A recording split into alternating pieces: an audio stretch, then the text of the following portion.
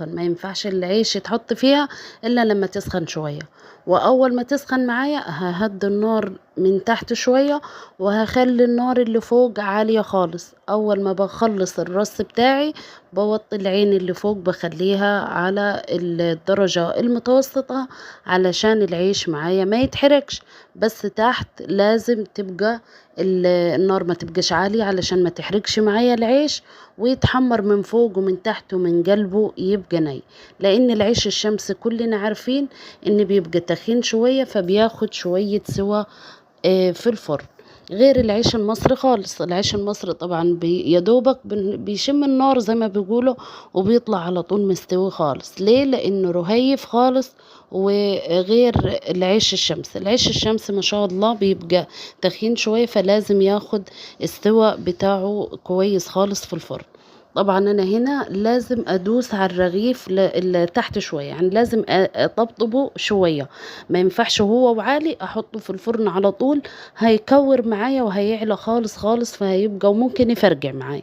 فلازم انا بضغط عليه شويه لتحت علشان يتدب شويه والخمر بتاعه هيرجع تاني مع درجه الحراره.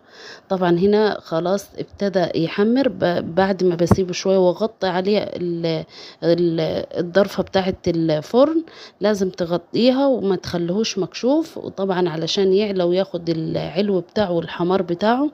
هنا انا بدايره. يعني ايه بدايره؟ يعني بلف الرغيف، الحتة اللي فيها النار مثلا اللي اتحمرت بلف عليها، بخلي الحتة البيضة ناحية النار، وبخلي الحتة المحمرة من بعيد عن النار علشان ما يتحرقش صلي على معايا. محمد. عليه افضل الصلاة والسلام. علشان ياخد كله معايا اللون المظبوط.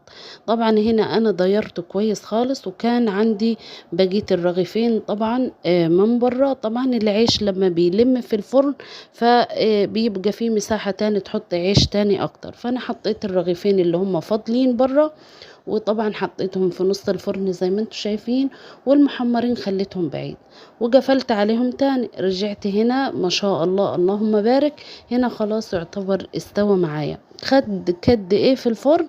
بياخد شوية، يعني بياخد حوالي 10 دقايق او اكتر من كده على حسب درجة الحرارة انت كنت ظبطاها ولا لا.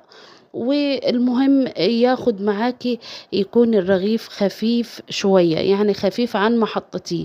لما تحط الرغيف بيبقى تقيل لانه عجين، لكن لما بيخش جوه الفرن بيخف شوية. لما تلقيه كده خفيف وحسيتي كده ان هو خلاص استوى وتمام، هطلع على طول على الصينية زي ما انتم شايفين كده من الفرن.